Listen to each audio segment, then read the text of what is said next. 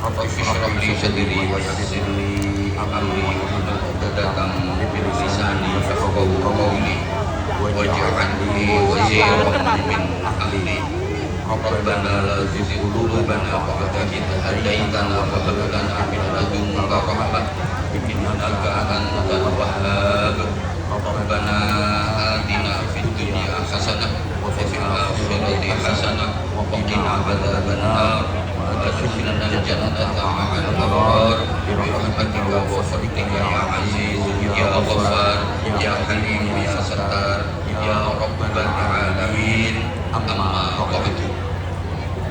Ulama dan ulama, para alim ulama, para kiai, para sesepuh yang dimuliakan yang kita takdimi, ketua KKDNI bersama para staf yang hadir, semuanya yang kita hormati, mudah-mudahan terus diberikan kekuatan lahir batin untuk membantu saudara-saudara kita TNI untuk menuju kesejahteraan lahir batin. Segenap pengurus Jamiyah Ad-Diniyah wa Ijtimaiyah Nahdlatul Ulama, mulai dari PCI-NU cabang istimewa Taiwan, juga pengurus ranting baik dari Suriah, Tanzania, Mustasyar, kelembagaan dan bandok-bandoknya, dari Muslimat Ataya, dari Ansor, IPBNU, sahabat-sahabat Ansor, semuanya yang kita cintai, yang kita banggakan. Hadirin hadirat, saudara-saudara saya, warga negara Kesatuan Republik Indonesia yang terusir ke Taiwan, mohon maaf, jangan kecil hati jadi orang yang terusir, karena banyak orang-orang hebat, orang-orang besar, orang-orang sukses itu karena dia habis terusir. Banyak orang yang setelah terusir dia mendapatkan keberhasilan gemilang, dia mendapatkan kesuksesan besar. Bapak mas, kalau punya tanaman pohon pisang yang gerubel bahasa Inggrisnya, tahu gerubel ya? Itu nggak mungkin buahnya bisa besar-besar dan landung-landung. Pasti buahnya kecil-kecil, pendek-pendek, urut-urut. Nah kalau pengen buahnya besar dan landung, maka pohon pisang itu harus dipindah ke tempat yang baru biar tidak gerubel. Banyak orang yang bisa membuat dan membangun rumah besar, megah, mewah, indah setelah dia terusir dari kos-kosan.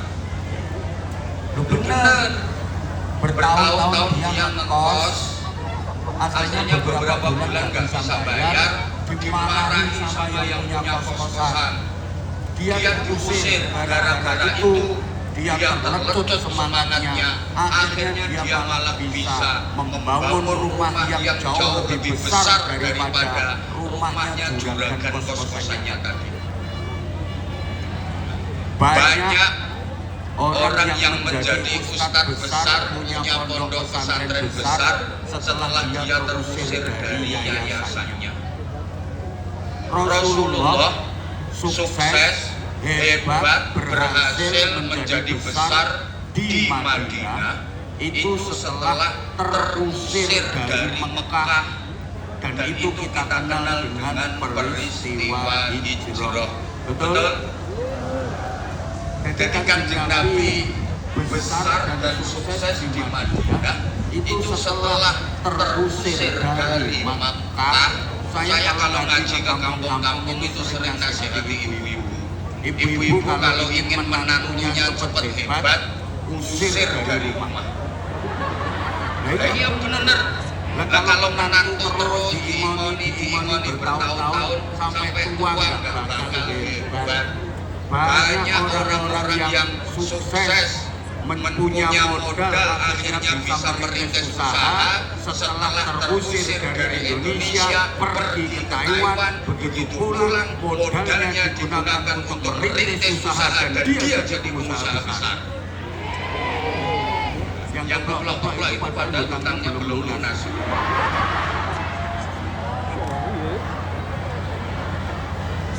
Alhamdulillah untuk yang kesekian kalinya saya nggak pernah hitungi udah berapa kali saya ke Taiwan. Seingat saya yang pertama saya ke Taiwan tahun 2011 dan hampir tiap tahun saya ada agenda ke Taiwan, bahkan kadang setahun 2 sampai 3 kali. Seperti tahun ini insya Allah nanti bulan Oktober Bapak Ketua KGI saya ke Taiwan lagi, September juga ke Taiwan lagi. I love you semuanya, Taiwan keren luar biasa. Dan insya Allah saya paling awet walaupun sudah tua tapi tidak expired. Buktinya sampai sekarang masih FYP. Itu juga karena kalian semua sayangku, I love you semuanya. Bagaimana kabarnya, sehat? Alhamdulillah saya yakin saudara-saudara saya yang hadir di sini semuanya sehat-sehat. Buktinya nggak ada yang diimpus, nggak ada yang diangkut pakai ambulan. Memang sehat itu penting, sehat itu mahal, sehat itu sangat berharga. Sehat itu sesuatu yang harus kita ikhtiari secara maksimal melalui usaha dan usaha, juga wajib kita minta kepada Allah dalam bentuk doa. Nabi berpesan is'alus syihata wal afiyah ba'dal iman. Kalian itu mintalah kepada Allah melalui doa agar selalu dikaruniai sehat wal afiat setelah kalian punya iman. Setelah memiliki iman, jangan lupa terus berdoa kepada Allah minta dikaruniai sehat wal afiat.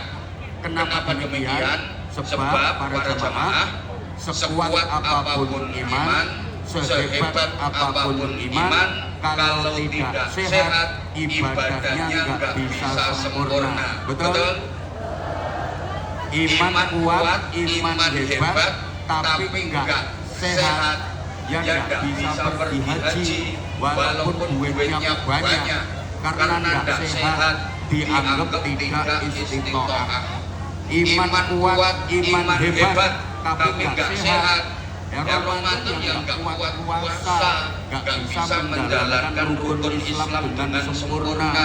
Meskipun iman kuat, iman hebat, tapi kalau tidak sehat, sholat nggak bisa sempurna. Karena dia nggak sehat. Walaupun memang sholat itu pertama wajib berdiri kalau mampu. Gak mampu berdiri, boleh sholat sambil duduk. Duduk gak mampu, boleh fa'ala jambil aiman, berbaring, miring kanan hadap kiblat. Masih gak mampu, famus talqiyan, telentang, bahasa Inggrisnya rumah-rumah. Masih gak mampu, boleh pakai isyarat, pakai kedipan mata, Allahu Akbar biar rukuk, Allahu Akbar sampai Allahu Akbar biar Allahu Akbar biar udah gak mampu, hatinya membayangkan mengerjakan sholat itu udah gak mampu, sampeyan malah mulia ditaruh di depan imam. Udah pernah jamaah sampeyan tempatnya di depan imam, udah pernah? Belum, insyaallah sebentar lagi.